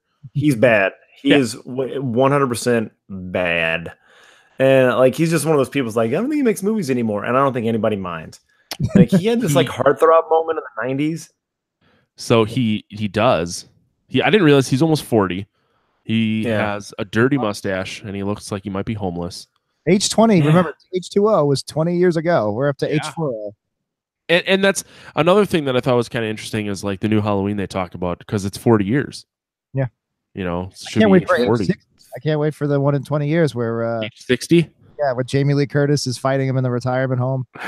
Away. Awesome. I hope it's they're going downhill. She doesn't look bad. Nah, she doesn't. She takes very care of herself, man. I'd really True Lies. Oh yeah, if everybody. Yeah, obviously. I think that was before they had the don't ask, don't tell policy in the Army. I think they just used that as a test. They played that movie. Do some. All right, so yeah, the love interest between Jamie Lee Curtis character and the other the Adam school Arkin. guy, whatever. Yeah, Adam Arkin. Oh, yeah. I didn't mind that. I think and this could just be that I'm not as familiar with like slasher movie tropes, but like I honestly feel like the entire character arc of the son and his girlfriend was kind of a throwaway.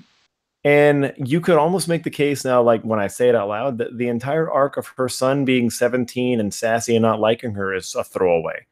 Yeah. It almost didn't matter at all. It was like cliche.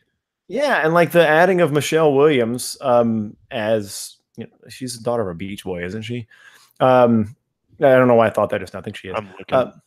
But she, the addition of her and the love interest thing, it just created all of that got us like maybe 3 minutes of screen chase time for another chase between that and the final act.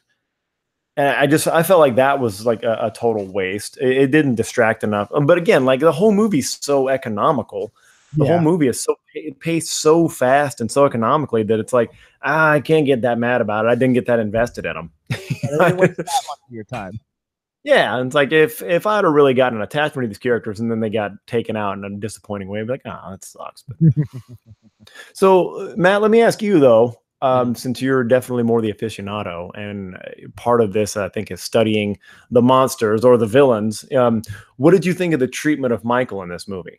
Like how he presented, like compared to other presentations of him that you've seen?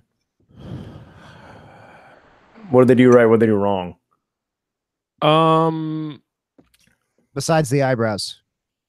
I'm actually like trying to like. There was nothing that he specifically did that I was like, well, that's stupid. He tilted his head, and I thought that was kind of dumb because I think a lot of what they do with Michael Myers, and they do this with Jason too, is they kind of make him out to be like a dumb dog in a lot of situations. Yeah.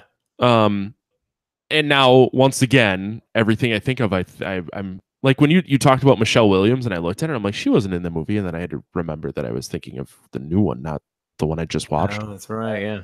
Which I did it to myself. I really did it to myself. I'm not like blaming anyone. I just published an article, by the way. I think it was on Friday, where I outlined the 5 timelines of Halloween to help people keep it all on track. They point out specifically that Laurie is not his sister in the new one. So the new one is only a sequel to the original. Yeah. This one, H20, is a sequel to the first 2. No. So Halloween 2 is canon. Oh yeah, so it's Halloween 1 and 2, and then this movie H2O so gets rid of 4, 5, and 6. Yeah, so I have a whole article. The 1, 2, 4, 5, and 6 is one timeline. 1, 2, this and Resurrection with Busta Rhymes is a second timeline, and then the third timeline is this and the new one. The new one and the original, and that's it. And then there's the Season of the Witch, and then there's the zombie reboots. So you got 5 timelines total. Laurie Strode, the character, has died twice, or maybe she dies a third time. Don't tell me. I haven't seen the new one. Yeah, but she died in this universe. She dies in the direct sequel to H2O. And she died in Halloween 4 off camera in a car accident. So her character has died twice. The Doc Loomis has died twice. Yep. Huh. It's funny how they just keep rebooting, but they decide when they reboot, like, all right, this time this movie will be canon. It's almost as bad as Terminator at this point. Yeah. I mean, I think all of those technically are still in one umbrella timeline. We're going to make Halloween 7, which didn't see Michael Myers farted. Now he's got a baby. God. But it's cool because it's canon because he farted off screen. I'd watch it. I think the dumb dog thing is a cheap way for these filmmakers. Like, I'm sure there's better ways to do it where you have to have them emote a little bit, and you can't because there's no facial. They don't do anything. Yeah. So posture, but you're right. The neck tilt is very like because I do that to my dogs. I'm like, it really stuck out. It really stuck out. And I agree that I think it's a cheap move that gets used a lot of times. Because you want them to even for a moment relate to the monster, right? That's one of the tricks. That's one of the bag of tricks. You want them to relate to the monster so it creates more conflict. But it just totally came out of nowhere. And I'm of the school of thought that in these kind of movies, and as more of a fan than like a student, obviously, but I think the act of killing or like the whatever the monster's crime is where you can show their personality. It's weird, right? Like you think like that's what just makes them the bad guy. But I think like that's where you're getting the most up close and personal, and that's where you're getting the biggest change in pace. And that's the place where you get to see the humanity of the monster sometimes and how it takes life. And that's why like I think the good death that was done in this one was interesting, like, you know, because it was up close and personal, and it showed that like it really was, like you were saying, almost like a fuck you to Laurie. It was like I know this matters to you, so fuck you. Like, and you know, this is the one thing going right for you. And like you, Jack. Yeah. Sorry, Beech. I thought you were done. And never. Corey's in our chat, and he had nice. Hi, Corey. He had a great idea. After we do Gremlins 3, Gremlins in Nazi Germany in outer space, we do a Michael Myers and Terminator sequel where we cross over the universes. So Mike Myers versus Terminator. I like it. So instead of doing Terminator versus RoboCop or Freddy versus Jason versus Myers, we're going to do Myers versus Terminator. Yep. We get Predator in there just for good measure. Fuck it. Why not? Yeah. They could be trying to, Michael Myers could be trying to save the Predator from Terminator. Maybe we should do like a 6-episode series of just all verses. Yes. I love it. Or like movie sequels that no one asked for. Or it could be it could be a bracket. We do like a Sweet 16 bracket of your favorite like superhero, and Twitter does it, and they do that. We do that, but it's a show, so instead of just getting voted out of the bracket, or you get killed. And then Beat says that we include Elvira for some boobage, so she can host the battles. The technical term is cans. The cans, yeah. Her melons. Her melons, yes. Her sweet cans. Sweet can. And sorry, I'm stubborn and get stuck on old thoughts. So Matt, Matt and Jack, with the treatment of Michael in this movie, am I wrong that he seems smaller in this movie? Like he seemed less physically imposing? Yeah. Okay, like I don't know if that was a choice or that's just the fucking whoever the dude was that was fucking doing it. I don't know. He says on the cast thing. Tom Cruise. Tom Cruise. That's why he was so scrawny. That explains it. It's shorter than everyone. They should have gotten Goose in the suit. It would have been a lot more. He wasn't doing anything. Yeah, but he did not seem very physically imposing as compared to times past, and I really thought that was kind of some of what was interesting about the character. I mean, maybe that's like they're trying to differentiate him from Jason, which I know is classically a problem in these movies, like because Jason's gotten fucking jacked in some of the movies. I'm sure you guys have dealt with that. Like some of them, like, well, Jason Takes Manhattan, he was just fucking yoked. Well, that's the problem. At that point, it was Kane Hodder, and Kane Hodder is like a fucking 6'5" mountain of a man. Yeah, right. Okay, so that makes sense. Like that's what they're dealing with, but. Like Michael Myers didn't have like a look, like he never really had like, you know, the big traps and giant arms. He was just looked like a big dude, like that just got off work at work at a junkyard and like fucking coming to fuck you up. But yeah, he looked more slight in this one. Yeah, and the mask is too shiny. It's too modern. It's too clean. Especially, maybe I'm just biased because I've been seeing the new movie, the advertisements everywhere. I love the mask in the new one. But it's just like when I remember watching the trailer, and it's I don't know. It looked too clean. It was very much so. Like, and it was almost like featureless. I know it's supposed to be a featureless mask, but like in the original, which I'm more familiar with, I haven't seen the new one, obviously. Like, it just seemed like it had some kind of personality, even like how insane it was. That it legitimately looks like that's what a psychopath would put on their face. And that's a William Shatner mask, right? Yeah. Yeah. It was Inside Out, right? They turn like it's a Shatner mask inside out. White, I think, but I just love the idea that there's some inherent feature of William Shatner's face that says psycho. Absolutely. Damn it, Bill. That's all I want in my career. If maybe I won't win an Oscar, maybe I won't ever get a real legit following. If somebody just makes a Halloween mask of my face, and then somebody else takes that and puts it on their face to kill people, job well done. I could die happy. Yeah, Jack, for $50, I'll wear a mask of your face and go kill people. Okay, that's all I ask. We'll do 25. Holy shit. We got an auction here. Everybody out there listening to this one, leave a review for Podcast Satira with your offer. all I ask is that you get my eyebrows right. Nice. Yeah, no, it's important. Glasses on, but we'll make sure to get the teeth right because I now remember that you're missing a bunch of teeth. Yeah, no, we don't have to telegraph that. We could. Whatever you want to do. And make sure I have more hair. Try to bring my receding hairline back. Let's just cheat it. You know what? Let's just make it a Tom Cruise mask and say it's me. Fuck yes. Which also would be terrifying. So you wouldn't have to do shit to a Tom Cruise mask to make it terrifying to kill somebody in it. That's a really good point. I didn't realize the guy who played Michael Myers in this movie was also a stunt double in Demolition Man, Armageddon, and the new Captain America: The Winter Soldier. Ooh, boy gets around. Nice. He's actually done a shit ton of stuff, going back to '88, which is he was in Maniac Cop 2. Stuntmen have a pretty solid career. It's very consistent. They're stuntmen. It's nice when they get to be behind. It's usually these faceless or dialogueless roles, but it's great when they get roles like that. Yeah. So I don't know if you guys know who Tate Fletcher is. He's actor, stuntman, but he always advocates for this, and I'm a big fan of it as well. I think it's bullshit that there's no Oscar for stunt work. Oh, 100%. Yeah. It's such a big part of this industry, and it makes a lot of what they do plausible and possible. It's amazing to me there's not an Oscar for that. Yeah, that's a really great point, because it's, just like visual effects or sound design or cinematography, it's one of those weird, it's a science and an art. You gotta do both. You gotta do the math, but you also have to have a little style. And the coordinators that come up with all right, we know we have to blow this car up at this point on this freeway, but the director just goes, all right, you do it.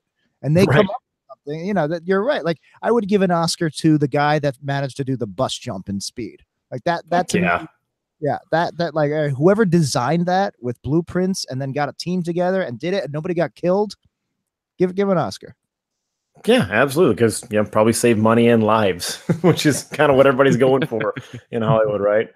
Also, it was everybody as excited about the Joseph Gordon-Levitt appearance in this movie as I was. Fuck yeah, I forgot about that. Yeah, he was there. He was in and out quick, like with a hockey skate through the face, which was cheesy as fuck. That's still pretty good though. It was a creative at least, but it was so heavily foreshadowed. Like, hey, here's Hockey Kid. Oh, Hockey Kid's making hockey threats, and Hockey Kid's got a hockey stick. Hockey Kid's dead with a hockey stick. You pointed out the hockey threats, because probably my favorite line in the entire movie was how he talked about how he's been suspended for 5 times because he's gotten a little too excited with the hockey. Gotten a little loose with the stick. Yes. You got to remember, I saw this like 20 minutes before we started, so I've got it fresh in my mind. Oh man, isn't it funny that both he's a pretty legit actor now. Michelle Williams is Oscar bait all the time. It's really funny how you see certain careers traject over 20 years. It is crazy, man, and like it's easy to laugh at, like not laugh at, but like not take seriously how when people that work in the business and they get these little bit parts and you think, oh, that's great, but maybe they're not going anywhere. This could be it for them, but that's legitimate. It's how it goes, man. Like, just getting on set and being seen and getting lines, like, is the start of it for a lot of people. But that being said, for all those people that were saying that about, look at all the rest of the people down that list that we never heard shit from again in a big way. Like, that's there's a lot of people that that's their role and that's what they get. I was thinking about that just today because, oh God, what was I watching?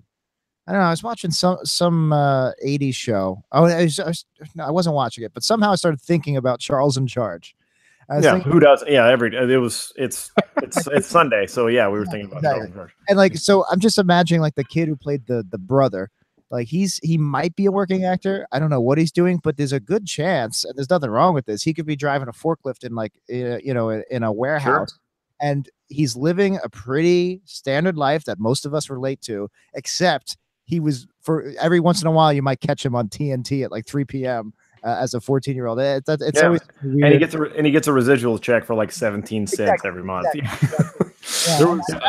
That would be cool. He's living a pretty standard life, but with this cool asterisk. That's awesome. I mean, obviously you'd want the millionaire career, but Jack, in that same vein, I do have some news for you. And this is a Podcast Terror exclusive. I've never revealed this on any sort of social media before, I don't think. I was on an episode of The People's Court as a child. Really? I thought you were pregnant. Damn it. No, I'm pregnant. But that's what the court case was about. Were you a witness, plaintiff, defendant? We were the plaintiff. So I'll set it up for you. My family and I moved to Los Angeles, California when I was younger. My dad got work out there in the construction industry, and there we got a moving company. I don't know if you remember the moving company Beacons. I'm pretty sure I can say their name now without getting in trouble.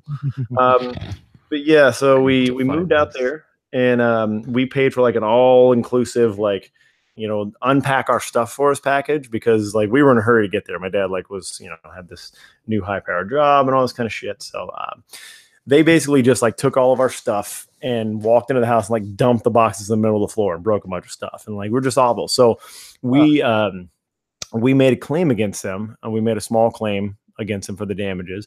And that's what People's Court does. Like, they're in Los Angeles County or wherever the surrounding counties, and they like thumb through and look for ones that they can make a TV show out of. And they basically just pay it, and like, you're going to get paid no matter what, but you're going to come on and argue the case, is basically what the People's Court was. Yeah. And I was 9 years old at the time. They broke my toys. So they broke some of my He-Man toys. Oh boy. So, I went on there and pled my case. My segment where I talked about how they broke my toys did not make the final, final airing though. Just but a long close up of my stupid mopey kid face was there. But Wapner? Dr. Wapner? It was Wapner. That's right. It was Judge Wapner and Rusty the bailiff. So we and Doug Llewellyn we did an interview with him out in the little front hall of the studio in there. So we did end up winning. We won. It was obvious. I mean, we were the victors, and the best part, I save it for the last. The name, every case had a clever name. Mine, the Texas Moving Day Massacre. That's awesome. That's awesome. Now you have your subtitle for this podcast episode. You're welcome. I need to find this. Moving Day Mischief. So, good luck. Good luck finding. I've looked on People's Court archives. I've looked everywhere. If you find it, you will be my hero. You're already my hero. But you'll be like, you'll take another hero slot off the list if you can do this. Because I've looked for years to try to find this. Texas Moving Day Massacre. It would have been 1987-ish. 1987, I think it would have been. It's 87 or 88. So that's my deep, dark secret that I had to share with you. That's not really a deep dark secret. Like, I would tell everyone that. Well, I just don't have a chance to. it's organic. I'm sure. Yeah, no. So what? Yeah, you mentioned like some people were on TV and they just live a normal life. I'm walking around with that, right? Jack, I'm walking around with that secret. You just walk in places and cover your head because you don't want people to recognize you from your 1987 appearance. That's the guy. I hope they didn't see the Texas Moving Day Massacre episode. The weird thing is they call you AC Slater. Like, hey, AC Slater. I do have. Call me that. I do have that embroidered on all my shirts. So should we rank this movie before Mike's got a jet? I'm down. Yeah, whatever. I don't know. Mike got to get going. Yeah. I mean, eventually. Yeah. What do we do? We do how many chili peppers we rated? Is that what it is, or is it? If that's what you want to do, we don't really just do 0 to 5, but we can do hot potatoes if you want, or yes, like number of hop plants, number of hops, hop cones. Yeah, I love it. Hop buds. Yeah, that's on topic. Keeping it fucking topical over here is what I do. That's why we like you. Yeah, I guess if you want to do 0 to 5 hop cones, 0 to 5 hop cones for Halloween. H20. All right, let me shake it out here. Let me see. I really, really liked the pace of it a lot. Maybe because I'm a fan of easily digestible movies, because I'm always kind of rushed. Like, I was literally making dinner and getting screamed at by kids and stuff while I was watching. So I liked how easily digestible it was. There was some really bad acting, but Jamie Lee Curtis does her thing because she's like the only real actor in the entire fucking ensemble. So she does her thing like she does with these movies, where she just makes it happen because the sheer force of will. Yeah. I was not a fan of Michael Myers, but I thought, I thought it was well paced enough to create some fun suspense, and I like that she chopped his fucking head off at the end. That had a nice, like, hey, there's no question kind of thing to it. Yeah, like, you know what I mean? Like, I enjoyed the anti cliffhanger there, where it's like he could come back if there's a burning fireball at the bottom. Like, nope, she chopped his fucking head off right at the end. Although in canon, the direct sequel takes place right after, and it turns out that was just a guy, one of the medics from the ambulance, that he put a mask on and broke his back so he couldn't talk. So Jamie Lee Curtis decapitated an innocent guy, and she gets arrested and put in a sanitarium. I see. I've Okay, been yeah, I meaning can. to watch Resurrection again, and you just fucking ruined it. Oh, And I that's- watched the first 5 And that's why. That's why he does the reaching out thing and seems so human in that moment. exactly. Yeah. Exactly. Okay, there's something there, but yeah, I still liked it. I like the quick brutality of it because it just showed the she's ready for this moment. That was cool. I'm gonna go three hot chili pepper hop cones out of 5. I'm gonna give it a 3 out of 5. Yeah, I agree. I think 3 is where this belongs. I mean, I have a soft spot for it just because of the time it came out, like 1998. It just, I was 15 years old. It was perfect movie for me. It seems less corny than Halloween 4, 5, and 6, but now it seems super corny compared to the new Halloween. I imagine, or just more modern sensibilities. Yeah, it's Jamie Lee Curtis. She could read the phone book. I'm in. I don't like this as much as the Scream movies. I don't like it as much as The Faculty that was right around here with Josh Hartnett. That's another movie I do want to watch again. Never even heard of that movie. That was Robert Rodriguez. That was his first, I think, English language. No, Desperado was English. And Desperado was mostly English language. Let's be honest.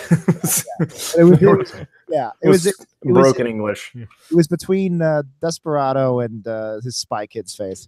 Okay. So it's an interesting watch, but yeah, no, this is pretty middle of the road for me, but I still have a soft spot.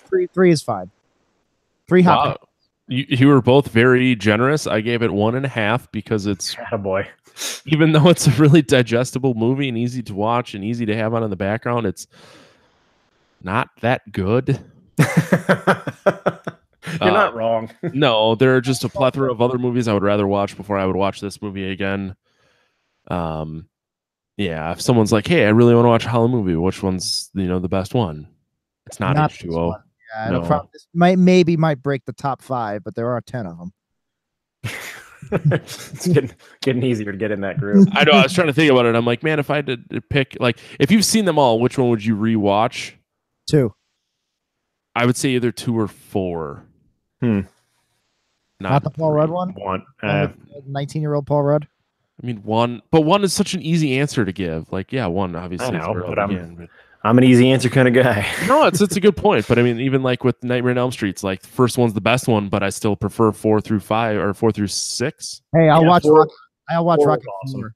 Rocky 4 is that's a whole other podcast. But yeah, 4 was awesome. The most watchable of the Rocky films. But yeah, no, I give you that, Matt. It just didn't do anything that made me there was no CNC Music Factory thing to it. It was nothing made me go there was nothing. There was nothing that it challenged anything about it. And probably the only reason I brought up that ending where she brutally chops the head off right there, I was that's the only thing that kind of challenged the expectations of the movie. That was it. And then if cutting somebody's head off with an axe is challenging the genre in a slasher movie, I don't know if it counts. It didn't challenge anything. It didn't push any envelopes, but I mean, it hit the notes. It was a pop song. You know what I mean? It was a pop song. Yep. That's what this was. It did what it was supposed to do. And it did the same shit that I Know What You Did Last Summer did. Yep. Same thing. It hit all the notes, got them done. I was entertained. I bought $12 licorice and fucking a soda, and then everybody's happy. Capitalism keeps working. It's the Chipotle. It's the Chipotle of the Mike Myers movies. Chipotle of the Mike Myers saga. So many good subtitles for this podcast. Should start using subtitles for the podcast, I guess. You should. Yeah, you after the colon podcast of terror, Halloween HTO colon. I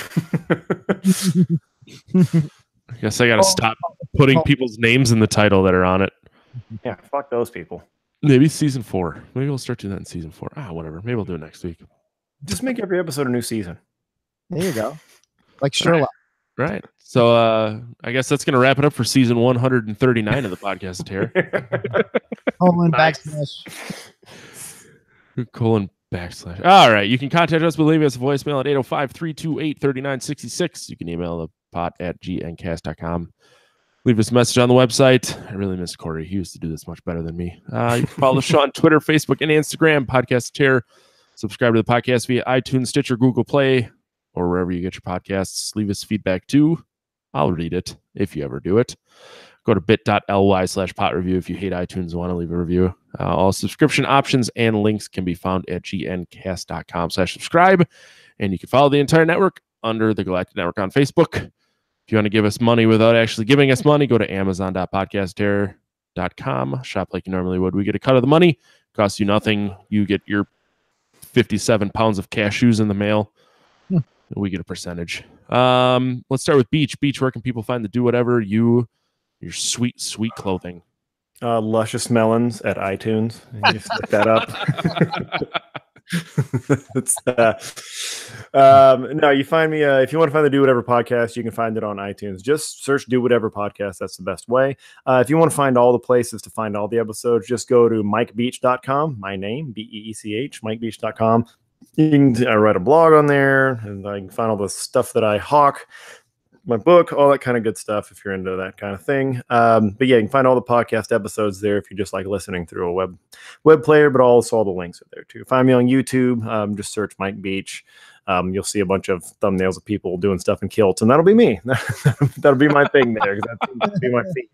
So yeah, but on social media, Beech with 9 E's in the middle. So because I'm that uncreative. But yeah, find all that stuff out, and then listen to the podcast. And I'd love to have you on board if you're listening to my podcast and Podcast of Terror. I don't know that you need to listen to any others, to be perfectly honest, because we're going to cover anything that needs to be covered. Yep. In these two, that's it.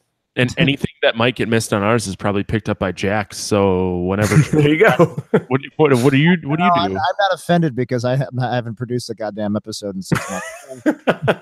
I can't be mad, literally. I literally can't be mad. But so follow me. I'm much more productive on Twitter by myself, at Jackie No Breaks, and Instagram at Jackie No Breaks. And you should follow my podcast. At some point, we'll release these new episodes. There's some good ones. We did a crossover with another show that I'm excited about.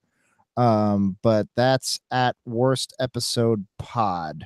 And then our network is at We Studios Pod. But right now we've been focusing. I miss my 90s show. I miss 90s Percentile. It was what my original vision for the show is very much in line with what Mike was saying about his show. I love those rabbit holes. I can't help it. I love going down them. And I do miss that looser structure, but at some point we'll have new episodes, and at some point we're going to do Gremlins 3, and there's many more years of content to come. Jack's not wrong, and Corey and I don't let him forget about the promise of Gremlins 3 and Nazi Germany in outer space. We're going to do it. It's going to starring Josh Hartnett. yes. See, now we're getting into casting. Now it's serious. That's how you know things are starting. Well, we promised that it would come out before actual Gremlins 3 comes out. So every day, we're playing chicken here at this point. Yeah. It's just with 2 bulldozers, one with us and one with the Gremlins producers. Awesome. Well, thank you both again. Jack, thanks for coming in short notice. Mike, thanks for making time on a Sunday night 6 weeks after you asked me to come on our show. Always happy to help in a timely manner. You can find me on Twitter and Instagram and Untapped at Matt the Lifeguard. Next week, we're going to talk about The Shining, like I mentioned earlier. It sounds like Corey's supposed to be back.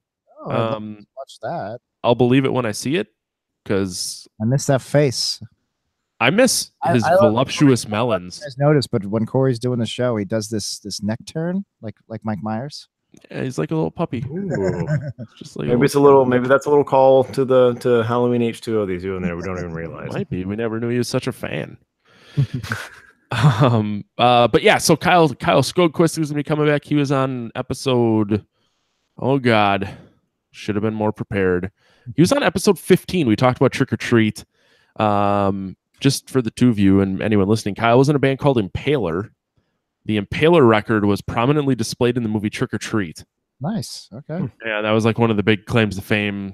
But yeah, he's out in Detroit now with a family, not playing those sweet Impaler jams. Yeah, we're going to talk about The Shining. It's going to be a good time. Sounds good. So yeah, That's gonna do it for that episode of podcast here. I'm killing time because I'm trying to find the right fucking window that I want to be on so I can close this. Do you want me to vamp? No, we're good. That's gonna do it for another episode of podcast here. We'll talk to you guys next week.